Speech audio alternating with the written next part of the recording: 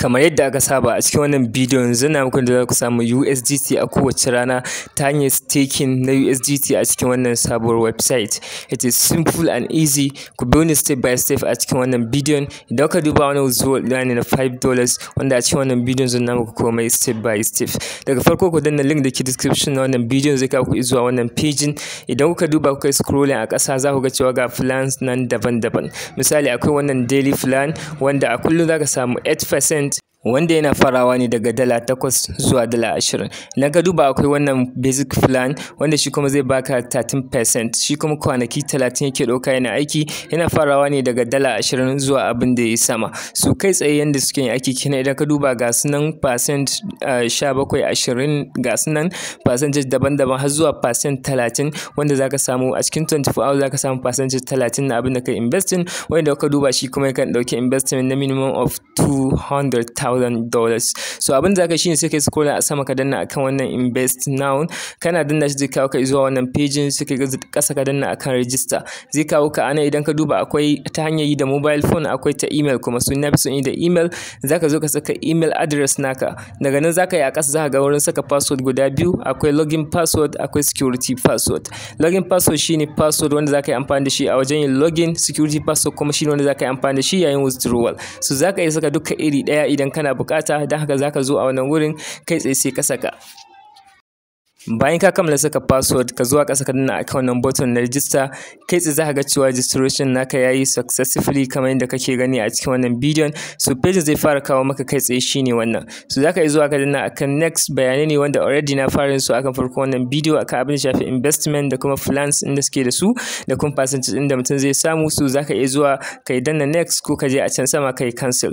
Zai kawo ka zuwa nan. Idan ka duba wannan shine dashboard nasu, ta inda zaka ga amount din da kai deposit a ciki, zaka ga wallet ɗinka na inda kai staking ta inda za su tsaya, sa'annan zaka ga profit ɗinka wato brokerage wallet wanda ta nan ne zaka iya withdrawal abin da yake akan wannan ainihin wallet ɗin. So abin da zaka yi shine zaka yi a ƙasa, ta inda a nan a ƙasa idan ka yi a ƙasa zaka ga wurin da zaka yi ainihin calculating na abin da zaka samu da kuma kwanakin abin da zaka investment da kuma kwanakin da zaka investment. Misali idan muka duba minimum shine $8 wanda shi yana zaka iya yin shi a matsayin 24 hours wato 1 day kenan, wanda zai baka 8% a cikin 24 hours zaka samu $0.6, wanda kamar yadda na saba bayani shine idan ka je a can sama ka canza adadin USDT zaka saka da zaka yi investment, zaka ga cewa percentage din zai ci gaba da canjawa a nan wannan wurin. Misali idan ka ja shi kamar haka zaka ga percentage din ya canza, haka ma adadin kwanaki na investment shi ma zaka gan shi dukkanin shi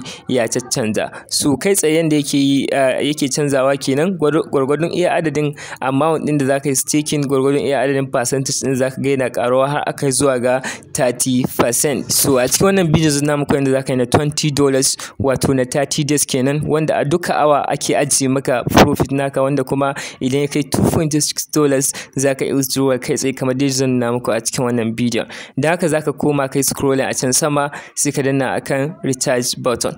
Kai zai kawo ka zuwa wannan page. Idan ka duba akwai BIP20 sannan akwai TRC20, ita ma zaka zuwa ka zabe ta. So ni in this case zan bar shi akan BIP20. So daga nan zaka zo kai copy na wallet address sai ka je ka turo USDT ka zaka turo a cikin ainihin wannan website. Bayan ka kammala turuwa ka zo ka danna akan wannan button na recharge complete, za ka ga yana maka cewa recharging yayi success. So idan na koma a cikin website din, idan kuka duba a yanzu za ka ga $20 nan ina da shi kai tsaye akan ainihin wannan dashboard nawa. So yanzu kai tsaye zan zo in nuna muku yanda za ku yi ainihin investing. So idan na scrolling a ƙasa na kawo akan waɗannan ainihin wurin saka daloli da kuma kwanaki, so kai tsaye misali idan na zo a nan na saita za ku ga cewa ba zai iya tsayawa da ni akan $20 ba. So yanda zaka yi shine zaka danna wannan wajen lambobi din sai ka saka amount din da kake so ka investing daga $8 abin da ya sama. Ina saka automatically za ku ga wajen kwanakin ya koma kwanaki 30. So dole zai kasance kwanaki 30, ba za ka yin shi a 24 hours ba idan na $20 ne, ma'ana zai ci gaba da aiki har tsawon kwanaki 30. Amma idan ka samu $2.6 za ka iya withdrawal. Idan ka duba kuma wannan shine adadin abin da zan samu a cikin waɗannan kwanaki 30 a matsayin profit. So don haka za ka zo ka saita wannan, sai ka danna akan staking, kana danna zai kawo ka anan, sai ka danna akan confirm. So kai tsaye za ka ga cewa ka yi staking na waɗannan ainihin daloli. Idan ka duba gashi nan ya nuna adadin da muka yi staking a nan, ga kuma ainihin active contract da muke da shi gashi nan a ƙasa ya nuna. So ta ne za ka ga cewa active orders a yanzu duka bayan awa ɗaya za su ajiye mana percentage ɗinmu akan dashboard wanda za mu iya withdraw. So idan ka duba ni already a yanzu sun cire kuɗin, amma idan ka duba already ina da $5 akan brokerage wallet ɗina wanda zan iya withdrawal ɗinsu.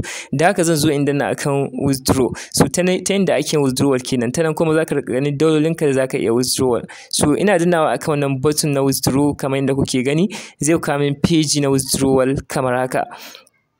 So idan ka min wannan page na ka duba akwai BIP20 akwai TRX, zaɓi guda biyu ne da zaka iya withdraw. So zan bashi akan BIP20 yafi sauki. Daga nan zaka je ka yi copy na wallet address na BIP20. So ni zan koma a cikin Bybit kamar haka, sai in yi copy na wallet address kamar haka na BIP20, sai in zo in yi pasting anan. Ina yin pasting din shi, zan je a ƙasa wurin amount in saka all, daga nan sai in zo in saka security password wanda na ƙirƙira a lokacin register, daga nan sai in zo in yi confirming.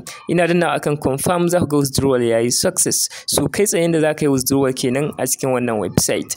Hanya ta gaba kuma da za ka bi shine ta hanyar inviting. Za ka danna akan wancan menu button, kana danna shi zai kawo maka wannan option din, sai ka danna akan referral program. Zai kawo ka akan ainihin referral page ta inda za ka yi copy na link naka kai sharing, wanda dukkan wanda ya amfani da shi za ka rika samun wani percentage. So a yanzu bari mu koma a cikin Bybit domin ganin withdrawal din mu ko ya sauka. So idan muka duba anan za mu ga cewa mu dan yi refresh na page, za ku ga gane yana pending. So idan muka danna akan wannan pending deposit, za ku ga cewa ga $5 na akan pending, mu dan bashi yan sakani kaɗan, za ku ga boom, the deposit is success. So da haka kai tsaye yanda ake yin withdrawal a cikin wannan website kenan. So kai tsaye hanyar za ku bi ku yi ainihin staking a cikin wannan website, kuna samun wani dan daloli da ita kenan.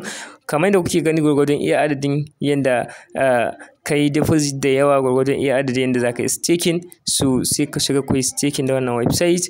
Ku sani platform ne ba wai wanda yake tafowa ne ya tsaya forever ba.